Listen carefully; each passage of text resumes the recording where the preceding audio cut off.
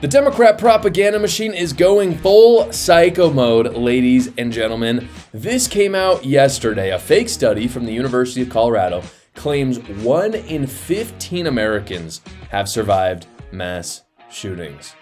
What? I'm going to break down the study for you guys because it's just that ridiculous. It's as ridiculous as it sounds. By the way, before this is according to CBS. CBS kind of summarizes the study. 1 in 15 Americans is 7% or 25 million Americans. So if it sounded ridiculous, if you heard 1 in 15 and you were like, that sounds like a lot, it's a lot. It's a lot, and it's too many. It's not accurate. I'm sorry. This isn't real. No, this doesn't work. These are the qualifications that you had to have in order to be a part of the 25 million people or the 1 in 15. This is according to one of the researchers. They say, quote, "It means you are in the direct vicinity to where you could see the shooter. There were bullets that were fired in your direction, or if you couldn't see the shooter, that you could hear the gunshots." And then they classified a mass shooting as at least 4 people were shot in public. So here's the funny thing, guys. In a lot of these leftist stuff, a lot of these kind of fudged studies that they'll do at very woke universities like the University of Colorado in Boulder, they fudge the qualifications. They didn't really fudge the qualifications in this one. That's what's so fascinating. I mean, I would classify 4 people being shot in public as a mass shooting. I would. That's a lot of people, to be shot, again, in public. This isn't like they talk a lot about suicide at a school, and they'll say it's a school shooting. That's BS. Like, they'll be in the parking lot. It's awful. I'm not saying it's awful. It's not a school shooting. We know that. 4 people being shot, yeah, I mean, that's pretty serious. I would say that's a mass shooting. And I would also say that if you can at least hear bullets flying in your area, I would say, yeah, you've been involved. I really don't think they fudge the qualifications like they do with a lot of these studies. So the problem is not the qualifications like a lot of the fake studies are out there. It's the fact that anyone with brain cells knows that this is not true. Like, it's just basic logic. I can't believe they published a study because they basically found this through some sort of survey. I think they surveyed a lot of people. I think it was like 100,000 people. And if I was the researcher, I'd look at this and be like, I don't know how we got these results. This is just not right. It is so far off from logic and reason that it's not right. Here's the other crazy thing. It gets crazier. It really does. This is the craziest statistic from this. The study also found that 2% of Americans have been injured in a mass shooting. 2%. Once again, like, what in the world? Injured in a mass shooting. That's like 7 million people. 2%. That means, again, all of us know at least 100 people. That means out of the 100 people that we might know, minimum, I mean, we know probably hundreds of people, but let's say we all know about 100 people that we could like name their names of and we're like fairly close to our acquaintances with. That's saying 2 of them have been injured in a mass shooting. No, I'm sorry. No, it's not true. Again, 7 million people in the United States. It's not true. The way they got this info, again, was from surveying people, and it must have just been so off. And I think that they should have re-looked at this before actually publishing it, but they didn't want to do that. And that kind of gets me to this point, which is that there are fundamentally 2 problems with this study. The first is that it actually downplays how awful real mass shootings are. They're awful. They're horrible. Obviously, I feel awful when this actually happens, and everyone does. We shouldn't make light of it. But lying about it, especially about something so sensitive like this, for political gain, it really lessens the real tragedies, in my opinion. When you make them more common and you're saying it just happens to all these people that it's actually never happened to, you minimize the real tragedies. And that kind of brings me to the second problem with this, which is that this is being used for political gain. Obviously, this is a woke university. The University of Colorado has crazy stories come out of it every single year. They have a lot of woke, they've had some of the trans stuff come out of there. And this is just another example of that.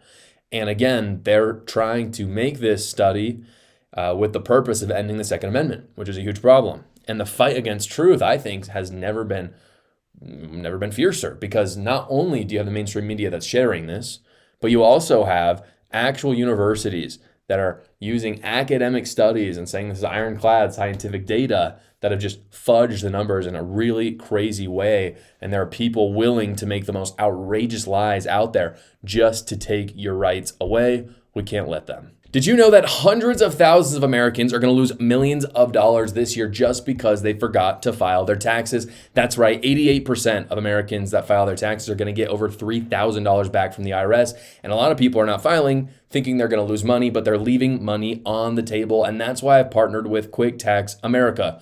Quick Tax America has already gotten its average tax returner over $4,000 back from the IRS just this year. And unlike the other services who are raising their rates because it's April, they are not doing that. All federal returns with them are only $69. It's a completely transparent price because it is their only price, no matter how complicated your taxes are.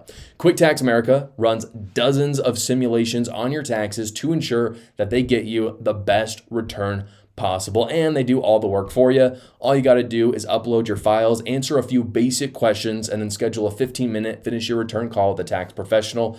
They do all the rest of the work. So go check them out at quicktaxamerica.com, or you can go to the link in the description below. Megyn Kelly exposed a New York Times journalist this week in a great interview moment. They're talking about the current state of journalism in it. And Megyn Kelly offers a very traditional view of journalism that you can tell that the New York Times just doesn't understand at all. Here is that moment.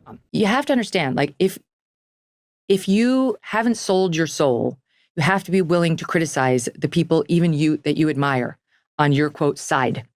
And my owning my bias by going out there on stage with Donald Trump and saying, I'm voting for him and you should too, is a bonus when it comes to my credibility. Now, everybody has zero doubt about where I stand, and they can filter everything I say through the appropriate lens. What typically happens in journalism is they say they have no bias, and then they just work it out in the printed word or on their shows without owning it. But the audience knows it, and it creates a distrust and a divide. This is huge. As someone who has studied journalism in college, it's my major, this is where modern, and for whatever that's worth, it's probably not a lot, but this is where modern journalism has gone so wrong. Journalists are taught in school. I know this from my personal experience. I know this from talking to other friends who are also in journalism programs around the United States. Journalists are taught in school that you are to be unbiased, that the peak virtue of a journalist is objectivity. And you really believe that. People actually believe, I'm a journalist, so I must be objective. And what they end up doing is they think that they're kind of the righteous truth warriors. They're holier than the most of the population because the population is they're biased, they're not objective, but I am because I'm a journalist. And they actually think deep down that they're unbiased. But that's the wrong way to approach journalism. It's not true, it's a lie, it's a farce. What is true and what's good is what Megyn Kelly is saying in that video. To approach journalism is to put your biases out there and to be an open book, not like I'm objective.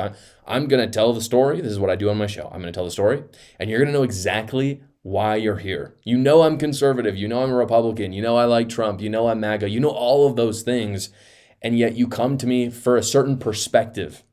And if you want a leftist perspective, you go watch Don Lemon. And that's fine, by the way. I think you should. I think you should get diverse perspectives, but you shouldn't be lied to. You shouldn't go to someone who says, I'm objective, only to obviously get unobjectivity, because it's impossible. It's impossible to actually get real objectivity. That's kind of the secret. And by the way, that's how journalism worked historically in terms of kind of what Megyn Kelly and I are talking about. Newspapers didn't start out as these supposed kind of objective outlets like they are today. They were actually run by major political parties. And so you knew when you read that you were reading the Federalist side of the news, or I'm reading the Democratic Republicans' opinion on the news. That is how newspapers were historically. And it was transparent and it was good. But today's journalists want to be elite. They want to be the elite. They know best. Everyone else doesn't know. They want to be above everyone. So they fake the objectivity, and objective journalism does not, it has not, and it will not exist ever. It will not. It cannot.